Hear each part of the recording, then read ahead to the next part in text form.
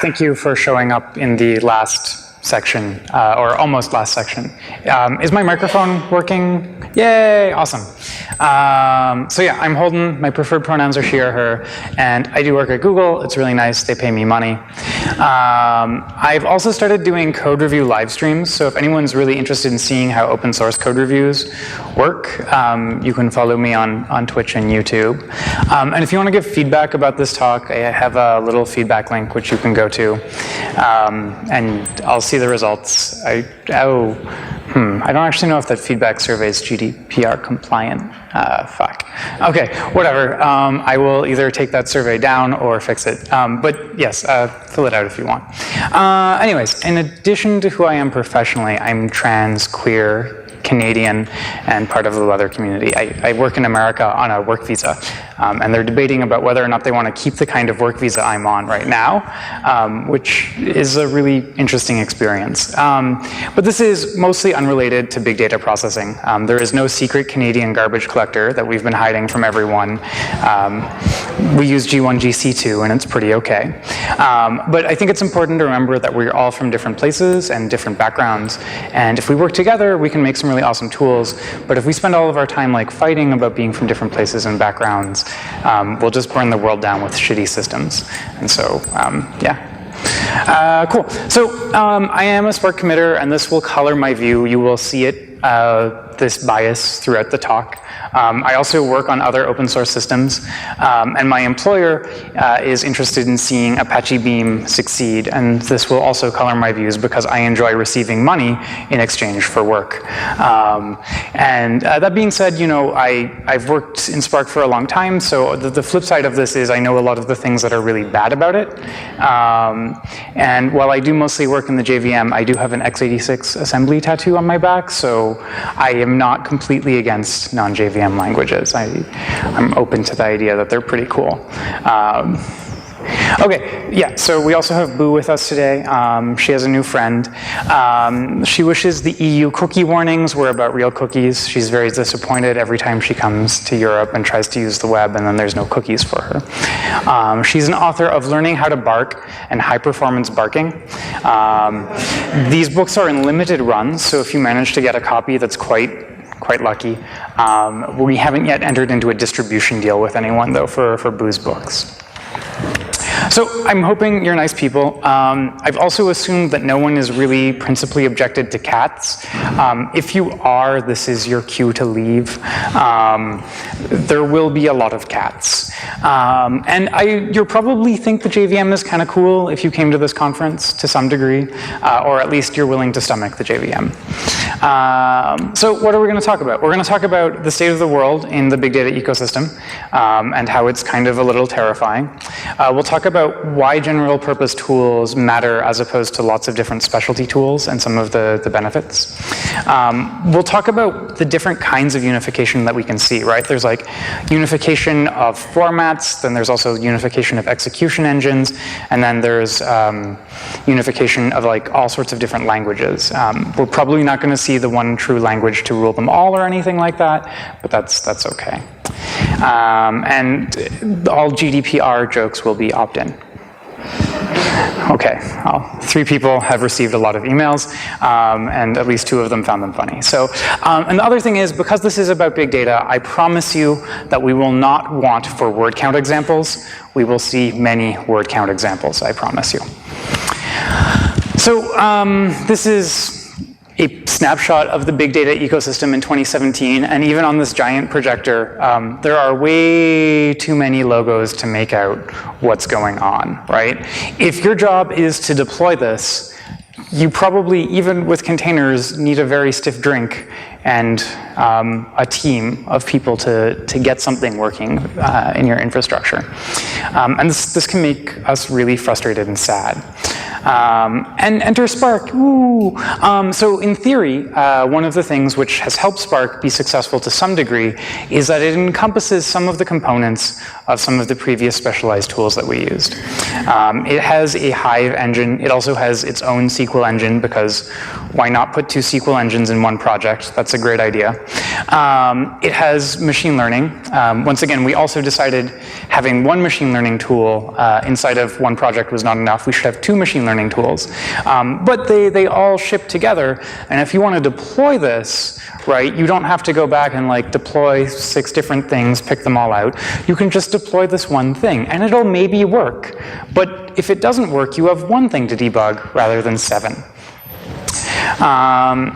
And so general purpose systems, I think, are eating the world to some degree, right? If we look at Mahout after Spark, we can see the usage declining a lot. And there's a bunch of reasons for this. There's the operational overhead. Simply having to maintain all of these separate systems is really expensive. But then there's also just getting the data between these systems, right? If you're doing machine learning, you probably have a data cleaning problem as well, right? How many people are doing machine learning in the audience? Okay. Do you want to raise your hand if you're doing machine learning and your data is completely clean? Right, okay, that's no people. And while it is late in the day, some people did raise their hand for machine learning. So, right, we can't just deploy a machine learning system on its own. Most of these things have different things that feed into it. And so because all of these tools depend on each other and they interoperate through distributed file systems, that part is really slow and occasionally unreliable. Are there any S3 or Google Cloud Storage users in the house? Okay, way less than I hoped. Everyone should definitely go check out Google Cloud from my employer. But one of the things is with HDFS, we get fairly consistent semantics, but with some of the non-HDFS distributed file systems that we use, not only does having files in between our systems cause slowness, it can actually cause a lot of errors, because you get this weird view where one system thinks it's written the results out, and the other system goes to read them, but they haven't actually propagated all the way over there. And so it's delightful, and then your job fails, and you're like, but I checked and my files are there. And it's just because software is amazing. Yeah. Okay. So even if you do decide, it's fine, I want to use a general purpose tool to do all of my things, there are a lot of different general purpose tools out there. Everyone wants to sell you an integrated machine learning data cleaning solution. And some people also decided to throw in streaming as well. And so all you have to do is read these books. Unfortunately, I only wrote one of them. But all you have to do is read all of these books, and that's great. We'll just finish that in time for all of the software to be deprecated. Oh, okay, well, that plan needs a little bit more work. So even if you do manage to get a team of people using all of these different general purpose tools, you can end up with such quality software that ends up looking like this in your directory structure. This is pulled from the Mahout project, and we can see it has separate code to support Flink, H2O. It has the HDFS one is kind of weird. It has a MapReduce implementation, a Spark implementation, and another thing which I haven't heard of, but is probably a distributed computing platform. Otherwise, I don't actually know what they're using it for. But you can end up in the situation where you have this project and you're trying to make it, and you have to use all of these different general purpose systems or support them, because your customers have picked different general purpose systems. So like if I'm selling something to someone and they're using Spark, but I wrote my code on top of Flink, my life gets kind of sad. And so this promise that this general purpose system was going to save me from this operational nightmare can disappear. We also get this wonder of language silos. How many people in the house are Scala users? Yay! Okay, one person is really excited about Scala, and there's like one person who like raised their hand who was kind of like, yeah, I use Scala, fuck. And that's fine. I empathize with both of you sometimes on the same day. And so that's fine. And Java users, yay, Java users. Okay, now don't be afraid. Are there any Python users in the house? Friends, other friends. Okay, and so this is really cool. We're all trying to solve similar problems, but we're all Well, we're not all working in different languages, but many of us are working in different languages. And part of this is because our tools are written in different languages. And then sometimes we have to work with people called coworkers, and sometimes we don't agree. And then I have to use the language of the other person because I'm really bad at negotiating. And if you're really good at negotiating, that's awesome. But if not, you might be kind of sad that you end up rewriting all of your really cool code into this language which you don't really like. Or alternatively, you know, maybe there's a Python data scientist who gives you a model, and then your boss comes over and tells you it's time to put it into production, and you're like, oh, now I have to rewrite this. And then the data scientist quits because the fun part's over. And now you're alone and sad. I don't know where that story was going, besides alone and sad. Okay, let's move on. Ooh, cloud silos. How else can we separate the world? So yeah, we're getting better at fixing cloud silos, and this part's kind of cool because as someone who is not the #1 cloud provider, I would rather you not be locked in to the #1 cloud provider by market.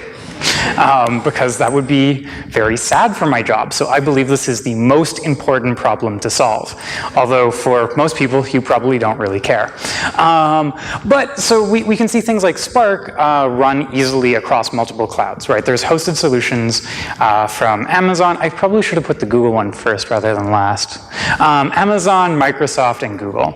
And I can just like take my Spark application and decide that like someone's been charging me too much money, or I really just want to like negotiate with them to have a fun afternoon, and I'll shift all of my data processing to another cloud provider. And that's cool. There's a whole bunch of things which aren't like that though, right? The storage APIs aren't super consistent, and you'll end up with slightly different semantics sometimes.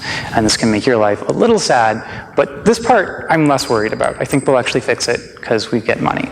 And data silos are another thing which totally exist, but I think they're less important. And this is because vendors like money. Specifically, they like your money, not their money.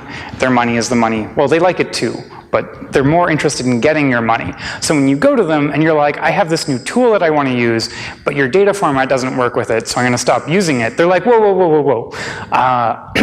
Allow me to introduce you to our newly created connectors team, who will make a connector for you. And now you can use your data with whatever fancy tool you want. Vendors seem to listen. The only catch is sometimes people are not motivated by money, which is very confusing for someone who lives in America.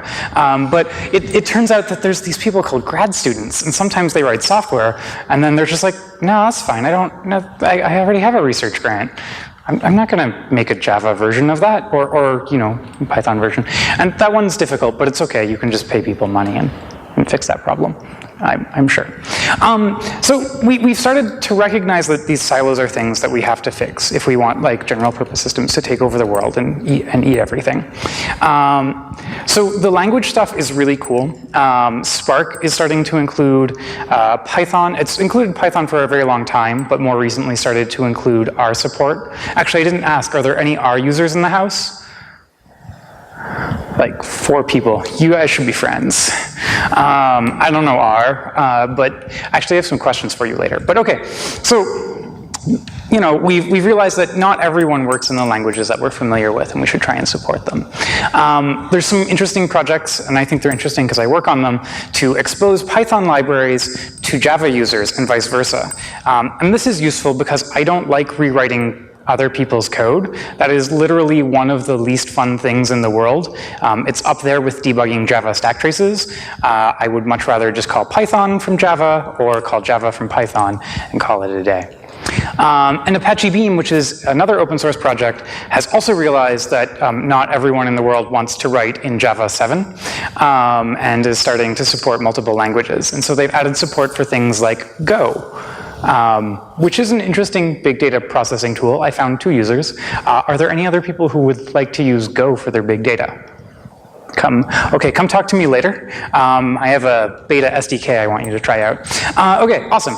And so, final unification is streaming versus batch. And unfortunately, streaming is becoming more popular, and I say unfortunately because I'm not very good at it. The other reason why it's becoming more popular is there's this whole like thing where now I have to update my models for regulatory reasons, which I'm sure none of you have been doing very busily up until Thursday at about 11:59 p.m., desperately trying to make your traditional batch systems take users' data out of it.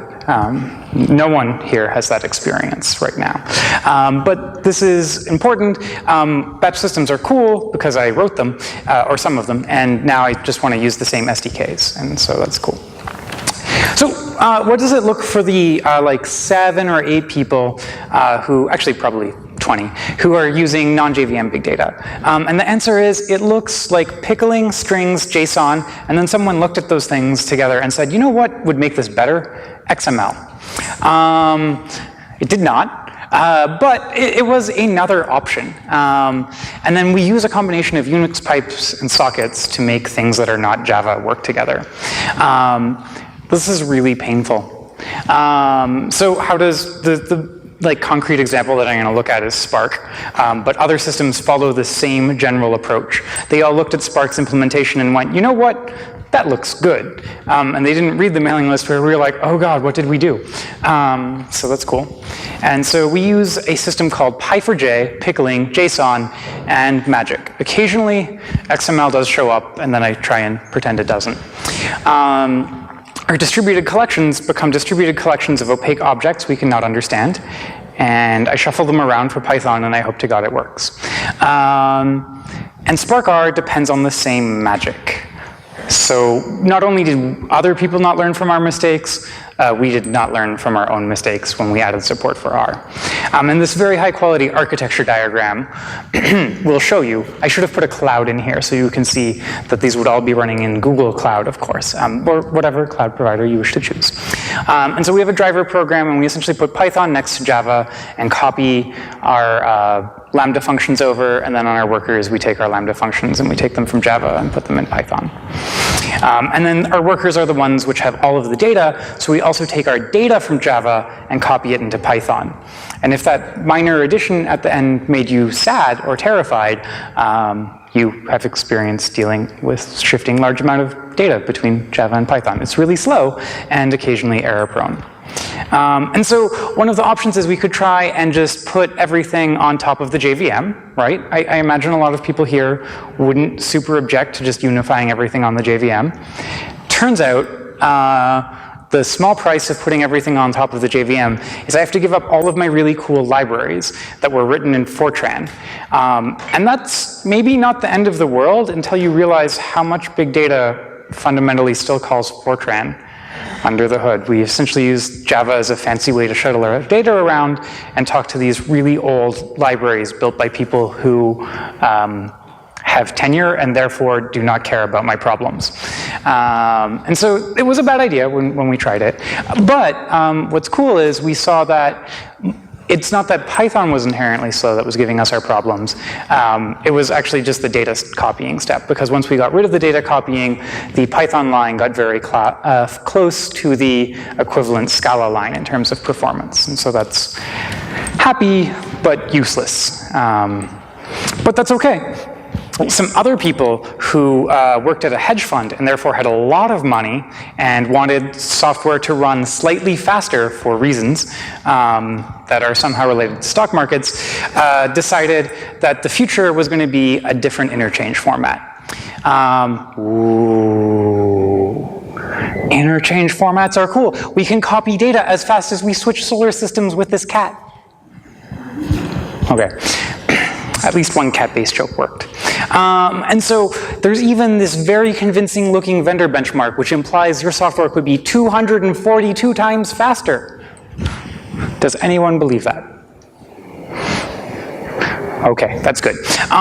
It is not. It's probably about 50% faster, but this benchmark is very good at making people excited enough to try rewriting all of their code to use this new interchange format. And so we have this really poorly drawn what the future can look like format. And what happens is we still have Java. Java is our happy friend, and Java knows how to talk to all of the big data ecosystem for us.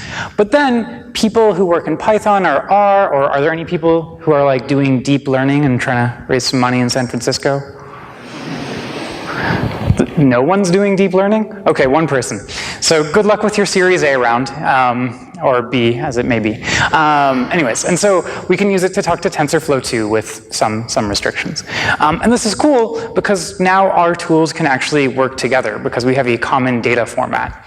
And this is really nice. It's not going to be 242 times nice, but it's going to be nice. We can actually work together without having to spend all of our time just like figuring out how to like custom serialize our data or just shoving things around in JSON and essentially saying the engineering equivalent of fuck it. Okay, so enough about Spark. Beam has a slightly different view of how it's going to eat all of the world. And it says that, you know, language portability, that's totally important, but you know what else is important? Execution engine portability. And the idea is essentially that Spark is cool today, but does anyone else remember when MapReduce was cool? Okay. 3 people, and now I'm feeling really old. But like MapReduce was totally the it thing, and it was like, yeah, I'm gonna write some MapReduce code. And then 24 hours later, we got like a failure exception. But that's cool because like MapReduce was bleeding edge. And the idea is that one day, Spark will probably no longer be cool. And that will be a very sad day for me, because that's how people give me money, or not how, but why people give me money.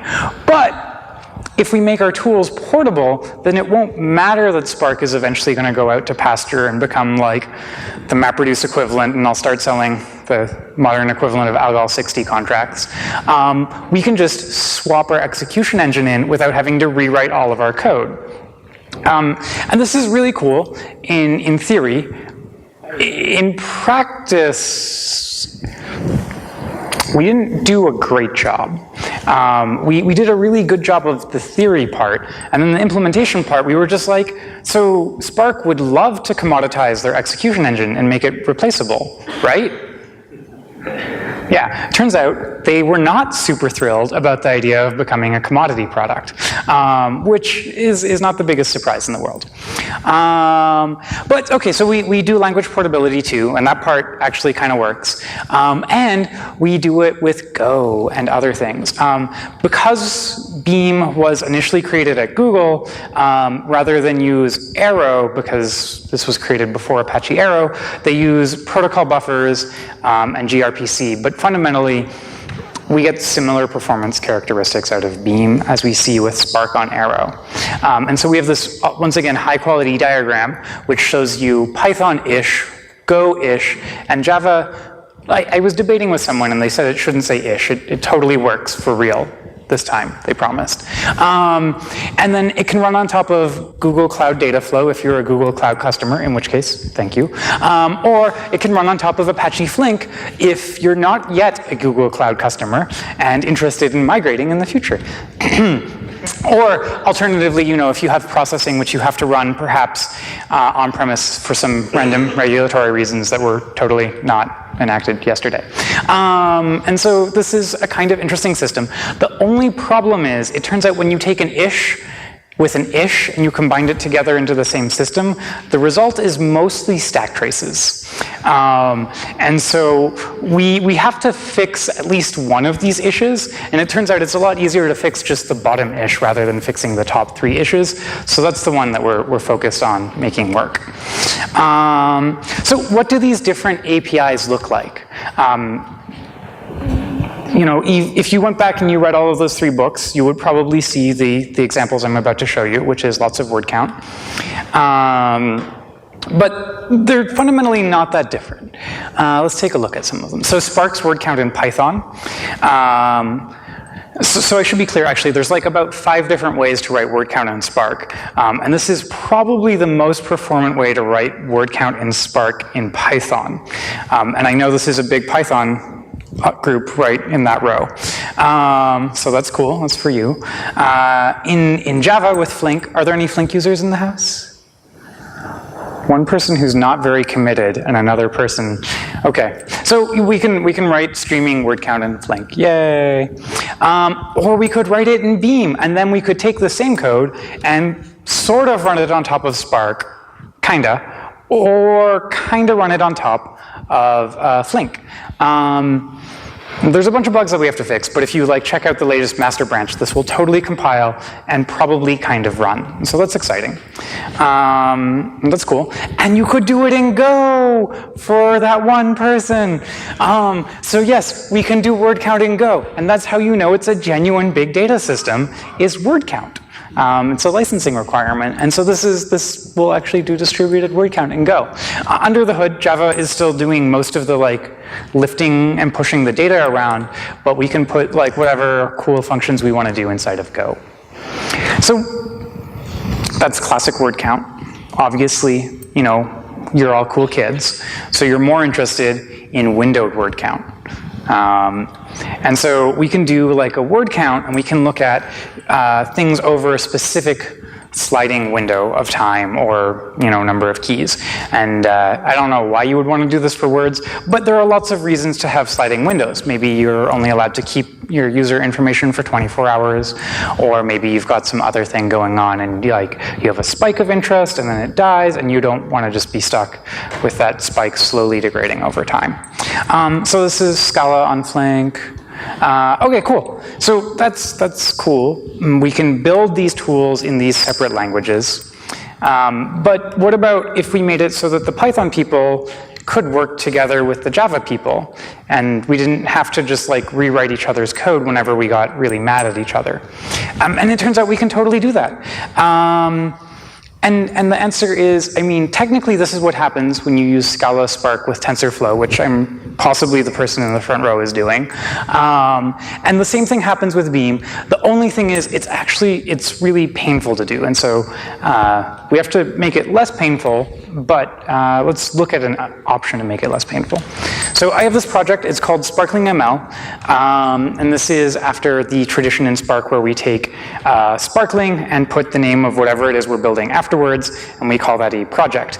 Because for trademark issues, we can't call it Spark X, so we have to call it Sparkling X.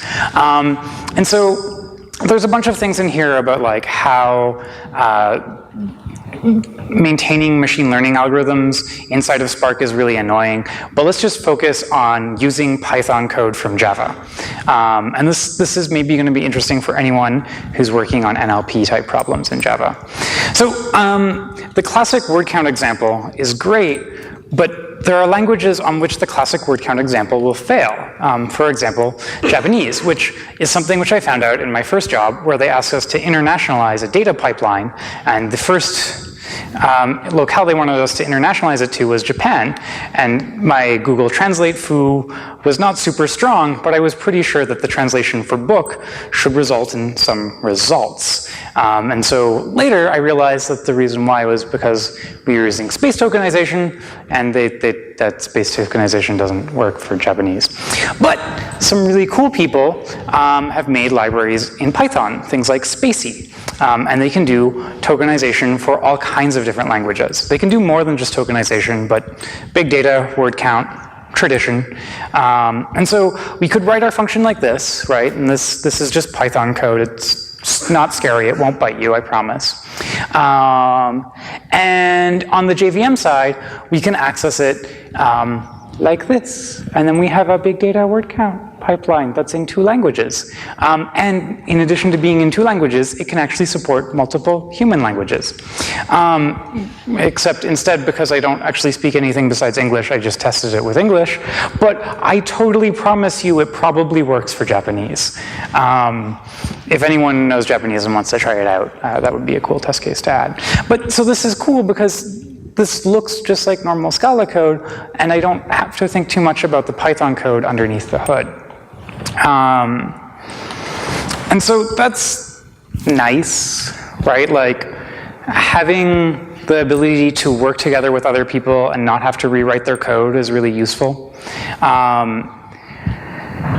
But there's a bunch of different ways the future could play out, right? There's all kinds of different execution engines that currently exist. And there's a few different possibilities for what's going to happen in the execution engine space. One is something like Beam could come along and save us all. It could offer a general portability framework across execution engines, and then all of the special purpose tools will just rewrite to use this general purpose tool, which allows them to target all of the different execution engines that we all love. Another one is one execution engine becomes really, really awesome, and then everything else dies.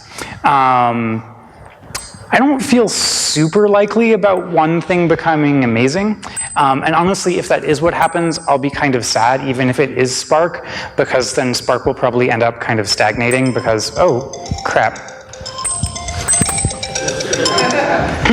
That's my alarm to take my drugs, which I don't have with me.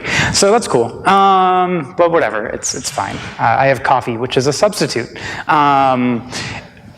Right, I should have turned that alarm off. Right, okay, yeah. So one execution engine probably isn't gonna win. It's fine, although it's quite possible. One of the outcomes which would make me a little bit sadder in the big data space is that something like SQL could win. And while SQL is a fine tool, SQL is not fun for me. How many people really like writing SQL queries? Were you the R programmer earlier? Okay, no judgment, but just curious. And so that's fine. Some people really love SQL, but I would rather us keep the flexibility that we get from working in tools like Java and Scala. And so I would be really sad if SQL became our portability layer between big data systems, because then I would actually have to finally give up and learn SQL. And writing functional code in SQL is really hard. The last one would also be sad for me, but I think it is a very realistic outcome, is many people may realize that their big data problem is actually 3 small data problems hiding together wearing a trench coat. And this is because, well, computers keep getting bigger, and it's true, our data keeps getting bigger, but not all data is worth processing. And not all data can we legally process anymore. And so that's fine, and I think there's a lot of people who deploy Spark who probably don't need it. It's all right. I get money indirectly from that anyways.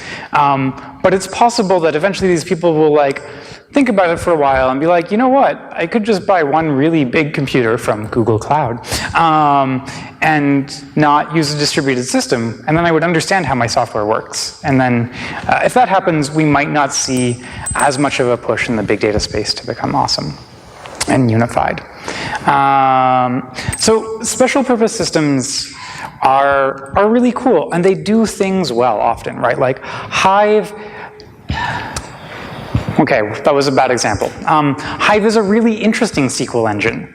Mahout is a really interesting machine learning tool. SystemML takes a really different approach to allowing people to write linear algebra on distributed systems. And it would be kind of sad if all of those things just died.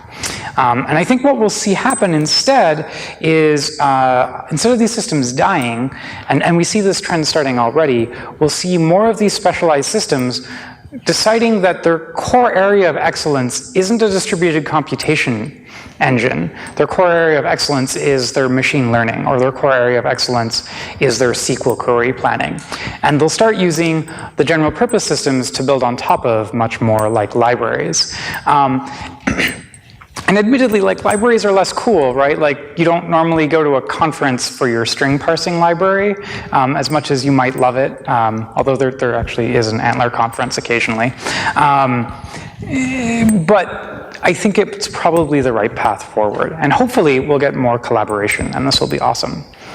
Like today, we can already see this kind of happening, right? Like, I can start a Hive thrift server on top of Spark along with a Snappy session, and I could start some other machine learning tool underneath, and we would all share the same execution engine. And we could share the same data without having to write out to disk, right? The problem is this is all just on top of Spark, so if I want to change my execution engine, all of those projects have to go and change which execution engine they support. And so that's a little rough. But if we all agree on just one standard, which humans are great at, everything will be fine. Yeah, okay, no one's buying that one either. Okay, it didn't work so well in the meeting. So maybe you look at these problems and you're like, this sounds really gnarly. And rather than running away from the like ambulance with the very sad distributed systems around it, you want to come and help us make awesome distributed systems, which everyone can use. And there's lots of places you can come and help us, especially the R people in the house. Like, seriously, distributed systems programmers and R programmers, there's not a lot of people at that intersection. And if you're willing to help your other R programmers, and I realize I'm talking just to one person, we would really, really love it so much. And for the Python people, this is also true, right? Like, if you want to come and help us make Python and the JVM work better together, right? Like, we're going to have so much better tools for the Python ecosystem. And the alternative to this is that we don't succeed at making our tools interoperate, and everyone goes out and re-implements the same shitty distributed system poorly in each of their languages, and that is just really a waste of human talent. I want to steal those people and get them to work on my open source project. Okay. Although I don't know what you get for that. Right. If you're interested in Spark or Beam, come find me. I can point you at Jira's where you can start contributing. Flink would probably love help too. I'm less involved with them. But if you're interested, I can point you at some of the Flink people and you can help contribute there. If anyone's really excited about Spark for no particular reason, I have some Spark books. These are not all mine. And I'm going to do a thing which I don't normally do. So don't buy this Spark book. I wrote it, but it's really bad. And that's why it's not in the list of books that I gave you to say. It was my first book. I didn't know any better. I wrote it in Microsoft Word because the publisher told me to. In retrospect, I should have pushed back. Turns out formatting code in Microsoft Word leads to some mistakes. And it's also incredibly out of date. It's like Spark 0.7. High Performance Spark is a terrible book to introduce you to Spark, but it is a great book for me because my royalties are much higher on that book. It's a really good book if you already know Spark and you want to be more awesome at it, and I think it's the one everyone should buy several copies of. And if you want to learn Spark, there's Learning Spark, which I wrote with some other people. Learning PySpark, which for the Python row, really nice people wrote. Denny Lee is super amazing. And Thomas, and I never pronounced his last name correctly, so we'll skip it. Really cool people. And there's another Spark book as well. Right, yeah, this is the most important slide of the presentation. Why are people not taking pictures of the link? Although it does take you to the US Amazon store, but it's all right. The ebook copy, I get roughly double the royalties on. I'm just saying, if anyone has a corporate credit card. Okay. If you want an excuse to go to San Francisco, I will be there talking about how to make things go faster outside of the JVM with Spark together. For the Scala people in the house, if you want to go to New York, there's a really cool conference there. It is in New York though, which, oh crap, this is being recorded. I love New York very much, very much. I love New York. Please let me back in America. You know, it's maybe a bit hard to get to from here. And I'll be in Berlin and some other places as well. So that's pretty much it. Happy GDPR Friday. May your last minute deploys not break too much. And this is being recorded, so the second part of my joke we're going to skip. But just insert something funny, which I probably shouldn't say as a Google employee here. Cool. Do we have questions from humans, or I mean, questions from robots are okay too. Thank you very much.